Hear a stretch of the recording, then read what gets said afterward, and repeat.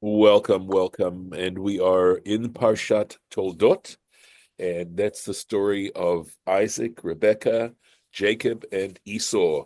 And of course, it is this watershed of this relationship that Jacob and Esau have, this rivalry and hatred and all kinds of things like that, trickery, etc. And at where we are right now is to do with Jacob taking the blessing from Esau. We're in the middle of that. So, Baruch atah Adonai Eloheinu melech haolam asher kitshanu b'mitzvotav v'tzivanu la'asok b'divrei Torah. So, what has happened is Isaac has just finished blessing Jacob, and it would appear that Isaac did not know that he was blessing Jacob. Uh, Jacob was basically put up to this by his mother, Rebekah, who saw in him a more worthy person than Esau, even though Esau was the firstborn.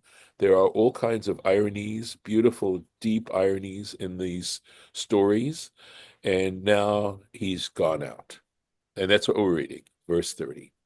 Vahi, and so it was, Ka'asher kila Yitzchak levarech et Yaakov, just as soon as Isaac had finished blessing Jacob. Vahi ach yatso yatsa Yaakov. Indeed, just the moment that Jacob had left me'et pnei Yitzchak aviv, from the presence of Isaac his father, ve'esav achiv ba mitzedo, and Esau, his brother, came from his hunt. And we'll see if there's any Rashi on this. Here we are, Yatso Yatsa, that repetition of Yatso Yatsa, just barely left. Ze Yotze, in other words, this one left, Veze Ba, and the other one arrives. It was like a switcheroo, as it were. Okay. Just checking on when our next comment is going to be. Vayas gamhu matamim, and he also made food, tasty food. Vayave la'aviv, and he brought it to his father. Vayomer la'aviv, and he said to his father, Yakum avi, let my father arise. Vayochal mitzeid beno, and eat from the game of his son. Ba'avur tevarachani nafshecha, so that in order that you bless me, Vayomer lo Yitzchak aviv, and Isaac his father said to him, Mi ata, who are you? Vayomer, and he said, Ani bincha bechorcha Esau, I am your son, your firstborn, Esau. I want to point out here that the fact that Esau said to him, your firstborn, wasn't exactly the truth in this case, because Esau had sold his birthright to Jacob. And I don't know, I suspect that that is an intentional insertion, so to speak, because it could easily have said, Ani bincha Esau, I am Esau, your son. But he says, your firstborn, your Bechor. And just something to think about there. And I think there will be a Rashi that, while it doesn't comment on that directly, nevertheless, there is a reference in a way to that. Vayecherad Yitzchak charada gedola ad me'od, and Isaac trembled, a tremendous trembling. In other words, Gdolah is great, ad ma'od, very. He trembled, a very great trembling. He shook. Vayomer, and he said, Mi efohu hatzatzayit.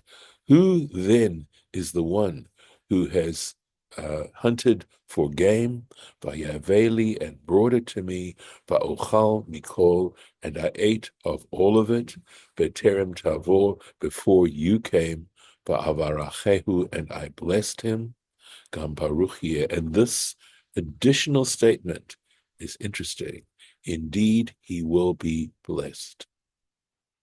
And I believe they're commentaries on the fact that at this point Isaac was aware of what had happened, and in fact was conferring that blessing, was vetting that blessing on uh, on Jacob. And in fact, Rashi is going to comment on that. Vayecherad. So there's quite a bit of commentary on this. Ketargumo. Just as it is translated into the Aramaic, we'll take a look at the Aramaic. Utava Yitzchak Tivha Rabbah. So I'm going to think that utava has to do with shaking, something to that effect. Vehu lashon tmi'ah. So he says that in this case, it has the connotation of surprise or shock would be probably a better interpretation of this. He was completely fooled at this point. Going on. Umidrasho, however, there is a midrash that he saw Ra'ah, that he saw Gehinnom Ptucha Mitachtav, that he saw Gehinnom, right, the netherworld opening underneath him. So actually, there's some ambiguity here. Where did he see first of all, of course, the significance of Gehinnom, right? And what Gehinnom, this concept of the netherworld, portrays. Does it portray, the future death, things like that? Clearly, it's associated with death. And when it says underneath him, is he talking about himself? Is he talking about Esau? Because he is, Esau is there in his presence. Does he see, and in a way, is this simply a figure of speech to say that he saw deep, deep, deep trouble and consequences? Because Gehinnom there's several ideas behind Gehinnom. Is Gehinnom the place where one goes after death to account for the evil deeds that one might have done in the course of a lifetime? Is Gehinnom simply a waiting room kind of area?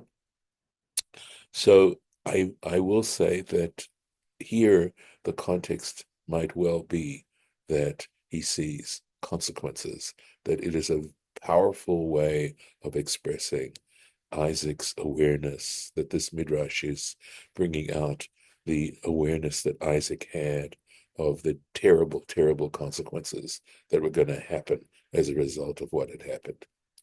Going on with the Rashi, mi afor. So this word afor, he says that lashon la'atzmo, that is, that afor is a word that I translated as then, and sometimes it can be, but he's saying it's an independent word. It's an mishamesh in kama dvarim. Rashi says its meaning depends on various different circumstances. Davar acher, another interpretation, afor, he's saying, is a contraction of two words, aye, po. Where here is what this would mean. Me, who, that is so. Who is the one? For afor, who and where is he? This is actually a quote from the Megillah, where Achashverosh says when they realize what Haman is about to do after Esther has told him how Haman wants to kill all the Jews. And I believe, if I'm not mistaken, that he uses the term Achash, mihu ve'efohu. Atzad Sayed, in other words, who is the one who actually went and hunted for the game and brought it to me. So me, afor, who, and then he's translating afor as being, who is the one who did this? Ochal mikol, I ate of all. That could have just said I ate, but the fact that it says I ate of all, right? Mikol matamim shebikashti litom ta'amti bo. and they're understanding this word all, right? It's a suggestive word. And he says, from all the tasty delights that I requested, Litom to taste, to amtibo, I tasted within it. Again, suggestive phrases here, right? Because what this suggests then is, what we associate with eating food that delights us, right, is a level of pleasure and satisfaction. And so what he's saying, the simple word mikol, is suggesting the satisfaction that Isaac had from the food that Jacob had brought him. And now we have this phrase, Gam Baruchi here. Indeed, he will be blessed. And here we go. Shelot Tumar, because one shouldn't think. Ilule Sherima, going on. Yaakov La'aviv. One should not think that because Jacob had cheated his father, right? He tricked him. Lo natal et habrachot. He would not be able to receive. He wouldn't be able to take the blessings. Lechach hiskim. And for this reason, I think hiskim means Isaac agreed, uvarcho midato, and intentionally blessed him, that he's saying that here. So interesting, right? There's a lot packed in this particular sentence here, in this verse in the Torah, right? So difficult, right? I would say the ironies that are involved in this entire story and its complexity. I would say to you that as I've studied and thought about these particular issues, uh, it does occur to me that when you look at Jacob's subsequent life, they are full. He pays in full for what he has done in his youth. The rest of his life isn't so pleasant. And here he is, he's blessed, and yet he has to suffer. He has to suffer exile. He has to suffer how Laban treats him, how Laban cheats him. So he himself is paid back for cheating by having to live with a cheat and being cheated. He loses, he never sees his mother again. He has to figure out how he's going to have a way of a rapprochement with Esau. He's very concerned about that. And then after all that's behind him, he has to deal with losing his most beloved son, Joseph, who also, in a sense, goes into exile. So it is interesting. What is the Torah trying to tell us about what it is to ultimately find a worthy, significant life in the midst of all this complexity, and possibly the fact that, just like the story in a way of Cain and Abel, where the good guy is the guy who gets killed, that here the Torah is saying, do not expect all the rewards in this life at all, that there's something beyond this life in which ultimately all this becomes resolved. So let's go back into the text.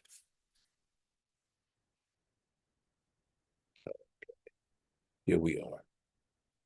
Kishmoa Esav et divrei aviv. When Esau heard the words of his father, Vayitzak tza'aka gdola umara ad me'od.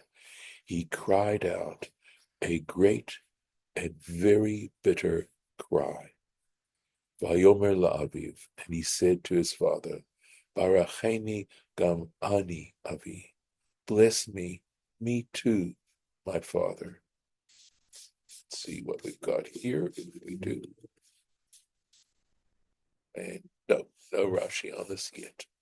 But we can only imagine the terrible, terrible anger and disappointment and how Esau might have felt at that moment. Vayomer. So Isaac says to Esau, Ba achicha b'mirma. Your brother came in a deceitful way. Vayikach birchatecha, and he took your blessing. Vayomer, let's take just quickly here. Yes, here we are. B'mirma. So it's interesting. Usually mirma would mean, in a cunning kind of way. Rashi gives an interesting translation, b'chokhmah, right? Which has more to do with being smart, right? But my mom, of blessed memory, used to talk about people who were too smart, right? In other words, were using their intelligence to do things that weren't so nice. And I suspect that maybe that's he's what Isaac could be saying here. Again, this isn't simple stuff to think through. When Rashi says "bechokhmah," does he mean here that there was something intentional here, right? I mean, you don't do this kind of thing, haphazardly. But what is he saying? But Birma, if we do translate that as in this wily kind of way, it also is saying something not very nice, right? And he took your blessing. Vayomer, and Esau says, Achi kara shemo Yaakov. Indeed, his name he was called Jacob, and Vayakveni. So notice the play on words here. Vayakveni, it comes from the word akev, which means a heel, a person's heel of their foot, and the idea of tripping a person up, grabbing their heel, and making them trip up. Vayakveni ze paimaim, and he has tripped me up. He has supplanted me twice. Remember when Jacob was born, he was holding on to Esau's heel, and that's why, and of course, that's a foreshadowing of all that's going on here. He has supplanted me pa'amayim twice. Et bechorati lakach. He took my birthright. Vehine ata lakach birchati. Notice, in a way, the play on words here, right? Bechorah and bracha, how much they sound alike. And here he has now taken my blessing. Vayomer, and so now this is Isaac. He goes on to say, excuse me, he goes on to say to Isaac, Halo atzalta li bracha. He says, haven't you left over for me a blessing? In other words, is it all used up, or do you have any blessing left to bless me? Let's take a look again and see if there's anything down here. Here we go. Hachi karashbo. Indeed, he is called. Lashon tema. He says, again, the connotation of this is astonishment. Hu temahu. Come on, he says, Achi achi ata. Okay, in other words, are you my brother? Shema lachach nikrashmo. Perhaps this is the reason he was called Jacob. Al Shem Sofo. In other words, he's asking a question. So he's saying, I'm translated as indeed, but he's saying, wasn't he called Jacob? Al Shem Sofo. In other words, again, foreshadowing, referring to his end. Shehud Atid La'akveni, that he would in the future supplant me. And that's in the Tanhuma. That's another midrash on the 5 books of Moses. Lama Harad Yitzchak. So why? So I think this is in the Tanhuma here. Why did Isaac shake? Why did he tremble? Amar, he thought, Shema avon yesh bi. Perhaps there is some iniquity within me. Shebairachti katan lifnei gadol, that I should have blessed the younger before the older. Shiniti seder hayachas, and I have altered the order of family relationships. Hitchel Esav mitzaek v'ya'akveni. So at that moment, Esau began to cry out. he has supplanted me twice. Amar lo aviv. So his father said to him, Ma asalacha. He said, well, what did he do to you? Amar lo et bachorati lakach. And when he said he took away my birthright, Amar, he thought to himself, Bechach hayiti meitzar vaterid shema avarti. Okay, so it's for this reason, right? I was upset, v'charad shema avarti, and I was worried lest I had transgressed al shurat hadin regarding strict justice. Achshav, but now lebachor beirachti gam baruch yeh, since I in fact did give a blessing to the bachor, gam baruch yeh, indeed he will be blessed. So, we discussed we discussed right at the beginning of this parsha how Esau sells Jacob his birthright. Again, it's one of those subtle narratives, because on the one hand, of course, it isn't so nice for Jacob to take advantage of his brother. But on the other hand, it does tell you Esau's values, who felt it was more important for him to eat at that moment because he was hungry after going on the hunt than to have his birthright. In other words, he is saying right there, I believe, through the scriptural narrative, that the physical satisfaction is more important to him than spiritual issues. But it does come at a cost. It comes at a cost for Jacob, and Jacob's going to pay for that, as we'll see, as I mentioned before. And so the thing is that he did sell him his birthright, his birthright, and it was legitimate. And of course, this particular story is saying that Isaac realized that when Esau said to him, I'm your firstborn, he wasn't telling the truth. So that ultimately, the point about this midrash is that he did give the blessing to the firstborn, right? To the Bechor, because in fact, Jacob had acquired it. So, Vayakveni, and he supplanted me, right? Well, the Targumor, so again, Rashi refers to the Aramaic translation, to Onkelos, the Chamani, right? And he lay in wait. Let me look, Ervani, he ambushed me. So interesting, this Vayakveni, right? Va'arev and a uchaman, right? These are the words that are the roots of this particular word, that is to lie in wait or to ambush. V'yesh mitargamin, right? And there are those who translate this v'chakmani. In other words, instead of lay in wait and ambush me, he could say he outwitted me. Nitchakemli, he outwitted me. V'itzalta, right? So lashon hafrasha. So the atzal is to set apart. Have you set apart?